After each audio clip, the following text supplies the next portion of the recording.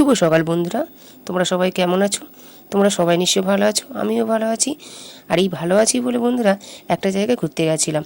আর তোমরা তো কিছু অংশ দেখেই বুঝতে পারছো যে কোথায় গেছিলাম। হ্যাঁ, ঠিকই ধরেছো, আমি নবদ্বীপ গেছিলাম। আর এই নবদ্বীপে গিয়ে বন্ধুরা খুব মনটা ভালো হয়ে গেছিলো, শরীরটা ভালো ছিল বলে তাই বেরিয়ে পড়লাম। আর নবদ্বীপ দর্শন করে যে কত আনন্দ পেয়েছি বন্ধুরা কী বলবো। চলো, আমি তো আনন্দ পেয়েইছি আর ব্লগটা তোমাদের সঙ্গে শেয়ার করা যাক। চলো ব্লগটা শুরু করি। এখন বাজে ভোর 4টে, বেরিয়ে পড়লাম ট্রেন ধরার উদ্দেশ্যে।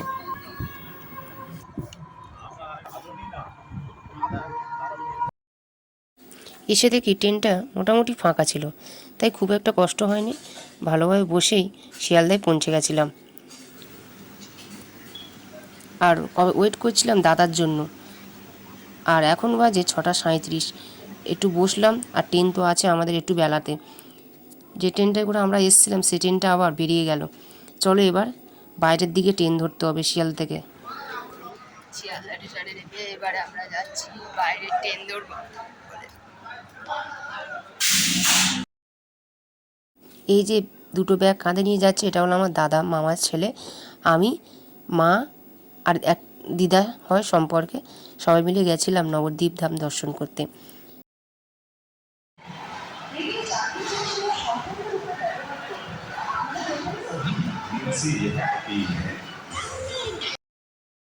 এখান থেকে আমাদের নবদ্বীপ ধাম ট্রেনটা ছাড়বে, অনেকক্ষণ টাইম ছিল, 1-1.5 ঘন্টার মতন, তাই একটু ওয়েট করছিলাম। আর একটু তাড়াতাড়ি আমরা এসেছি, কারণ আমি অসুস্থ, তারপরে মারও বয়স হয়েছে, দিদারও বয়স হয়েছে, যাতে একটু আমরা গিয়ে বসতে পারি তারপর ট্রেনে উঠবো, সেই জন্য একটু তাড়াতাড়ি এসেছিলাম। চলো এবারে ওখানে গিয়ে দেখা হচ্ছে। হ্যাঁ, অনেক কষ্টে পৌঁছে গেছি বন্ধুরা নবদ্বীপ ধাম। আমি তো ভাবতেই পারছি না যে এখানে আমি আসতে পেরেছি। আমি যা অসুস্থ বন্ধুরা কি বলবো, আমি ভাবতেই পারিনি যে আমিও যেতে পারবো। অনেক কষ্টে সেখানে পৌঁছে আমি তো অবাক যে আমি হ্যাঁ এসেছি। আমি এসেছি তখন 11:30টার সময়, আর এসে রেস্ট নিয়ে একটু বসেছিলাম, তারপরে স্নান টান করে এসেছি। এখন বসে আছি, রুমে বসে আছি, কিছুক্ষণ পর লাঞ্চ করতে যাব, তারপর বিকাল থেকে ঘুরতে বেরোবো। ঘুরতে বেরোচ্ছি রেডি হয়ে। চলে এসেছি আমরা একটা মন্দির দর্শন করতে।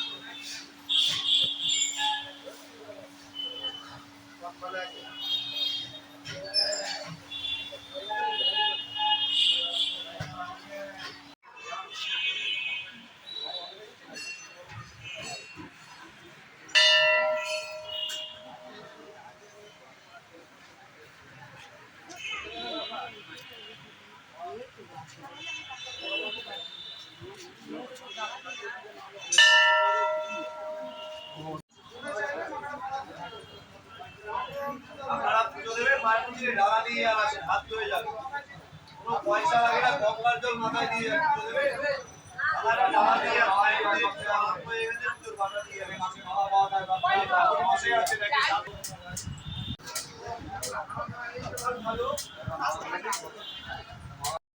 আমরা সবাই ওখানে পুজো দিয়ে বেরিয়ে পড়লাম আর একটা মন্দির দর্শনের উদ্দেশ্যে। খুবই ভালো লেগেছে মন্দিরটা বন্ধুরা, কি বলবো। আর একটা মন্দির দর্শনে চলে এসেছি।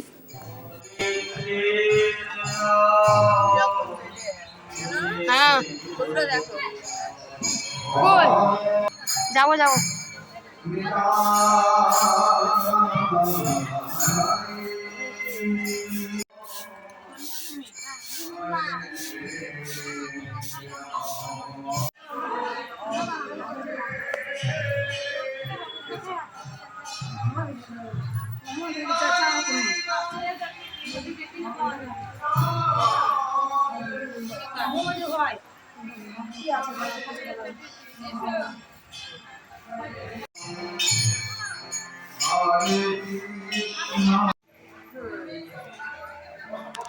ষাট ফুট গৌরাঙ্গ।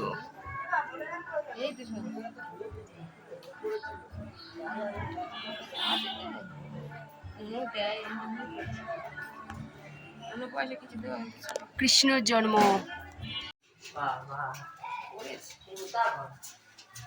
গুহা কারাগারে যাচ্ছি না আমরা।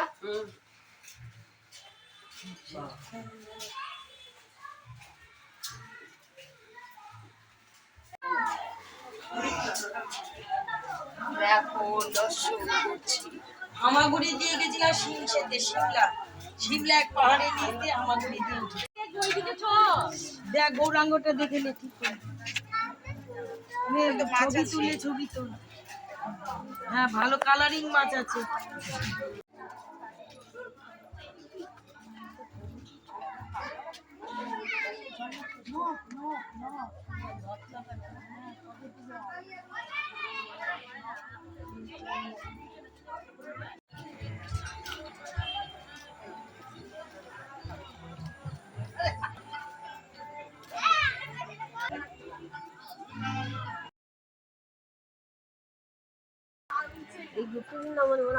না না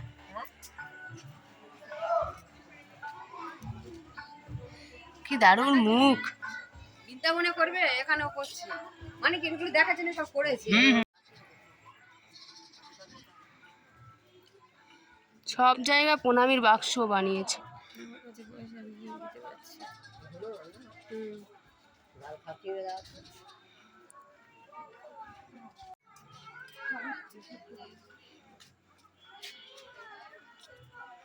সাবিত্রী সত্যবান না সে ছেলে করেছিল, লিখে রাখলে তবে তো কিছু তো বুঝতেই পারছি না।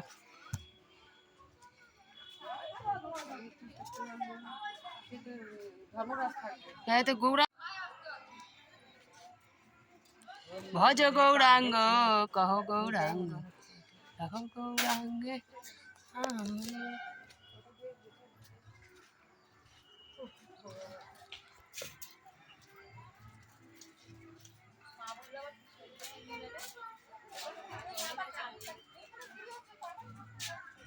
আমিও যাইনি কখনো।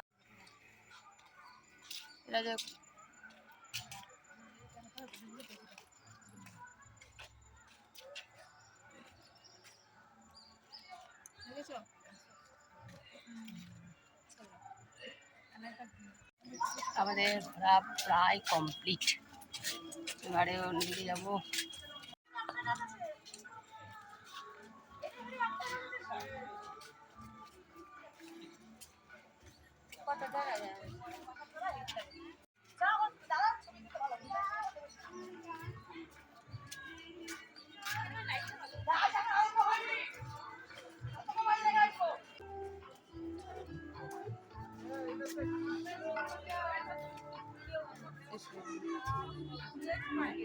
জলের ওপর গৌরাঙ্গ বলছিল না,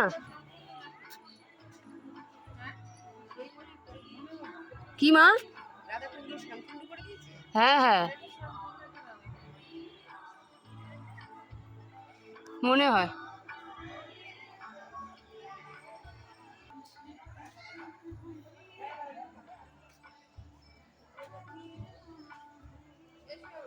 সামনে গোবর্ধন পর্বত। হ্যাঁ এবার আমরা অন্য মন্দিরে যাব, চলো। কটা দেখে সন্ধ্যা দুটো তিনটে মন্দির দেখতে, তাই সন্ধ্যা হয়ে যাবে। ঘুরে ঘুরে দেখবো তো না, হ্যাঁ তার ঠিক নেই। দেখি সবসময় আসতে পারবো?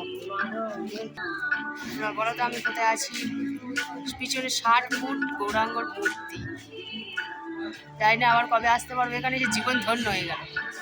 অনেক জায়গা দর্শন করলাম বন্ধুরা, শরীরে খুব কষ্ট হচ্ছে। সোনার গৌর ওটা দেখবো, তারপরে মঠে ফিরে যাব।